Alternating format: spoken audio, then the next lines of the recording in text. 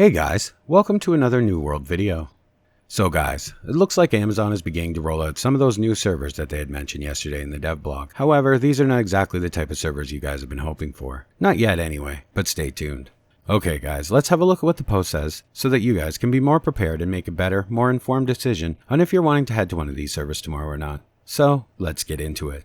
Greetings adventurers. Due to increasing live server populations, and in anticipation of the Brimstone Sands release, we are preparing to open additional worlds to accommodate the influx of new and returning players. Below, you will find our rollout plan, as well as a FAQ for any questions you may have. Based on the extended login queues we saw over the past weekend, new purchases, and in accommodation for additional returning players, we are going to open one new world in a new world set for US West, US East, Central Europe, and South America on the following dates. The Central Europe server will be opening tomorrow at 12 p.m. The South American server will be opening tomorrow at 5 p.m. The US East server will be opening tomorrow at 6 p.m. and the US West server will be opening tomorrow at 9 p.m.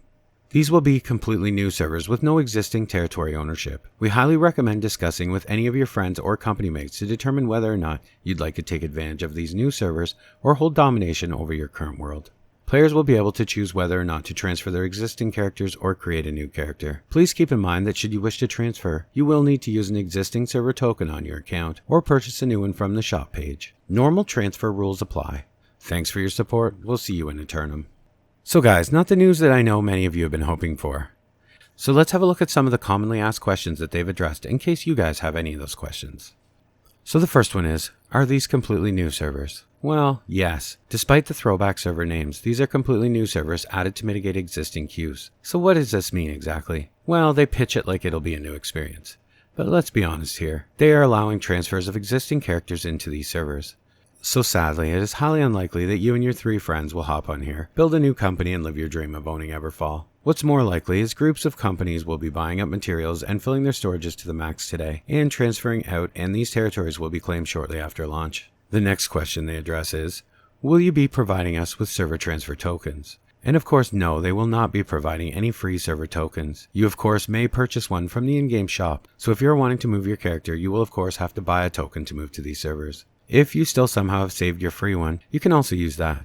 But I wouldn't jump on buying any tokens just yet. What may very well happen is so many will transfer in the land rush that these new servers may end up with a queue. And where you just left won't have one anymore, so keep that in mind. Another very important question that I've been asked often that they address is, will you be increasing the character limit so we can create a new character on these servers? And of course they are not. They will not be increasing the character limit at this time. If you have only one character on the region you've selected, you may create another one. If you've already got 2 in that region, you will not be able to create an additional one. So guys, looks like this is never going to be a thing, and if it ever becomes a thing, you can count on it being an in-game shop purchase. With all of the pressure to add this feature, I would not be surprised if we see it sooner or later, but don't expect it to be free. And as we all know, these new servers will follow the same player restrictions as the current live servers, which is of course 2,200 people online at any given time.